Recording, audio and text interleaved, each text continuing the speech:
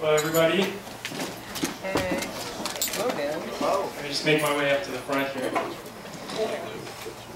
Didn't know I was going to go first, so.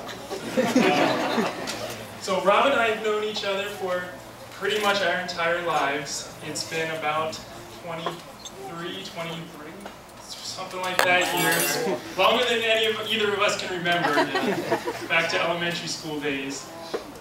And we've actually gone to school together, every class through elementary school, middle school, high school, college together.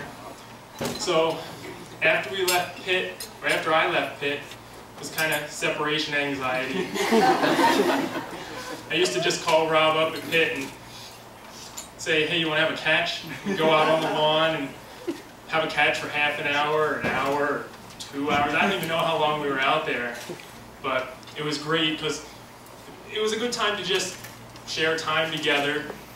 And then after we got bored of having a catch, it was a good time to do stupid stuff. Like, one time we devoted an entire spring to becoming ambidextrous. So, I'm a lefty, he's a righty, so we swapped gloves and we'd be out there on the lawn throwing, like, to each other. There's other people out on the lawn watching us. We must have looked really stupid. So we were like 15 feet apart from each other and we couldn't even make the throw. Or other times we'd go out there and we'd just say, hey, you think you can jump over my arm? I don't know, go! And we try, and I try to jump over his arm, I kick him right in the arm, he'd be like, ow! Go again! So we did some real stupid stuff, but it's good memories. And usually after we get going on stupid stuff, we convince everybody around us to do the stupid stuff with us. Which is the great thing about me and Rob, we're like the impetus to get everybody going. One time in our sophomore year at college, we had a big suite. We had a huge living room with like 4 or 5 sofas that it was unnecessary, but we had requested them for some reason. And we stacked them all around the room and we said, hey, you think you can get to the other side of the room without touching anything except the sofa? So we're up on the sofas, climbing on the arms, jumping from sofa to sofa. We get the whole 7-person suite in on this. We're jumping around on the sofas like idiots. It's like what a 5-year-old would do at field day or something. But another thing I remember along the stupid lines, there's a lot of them. We're down in Rob's parents' basement. He's got a pool table down there. Normal people would play pool on a pool table, but that didn't seem creative enough to me, so I said, hey, you think we could blow all the pool balls in the holes? So right there, blow pool was invented.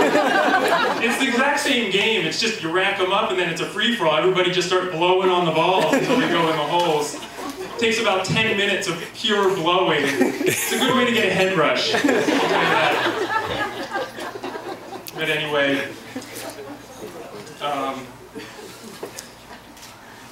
yeah, so then I guess Rob finished at Pitt, he went off to Yale, he met Jude, the rest is history.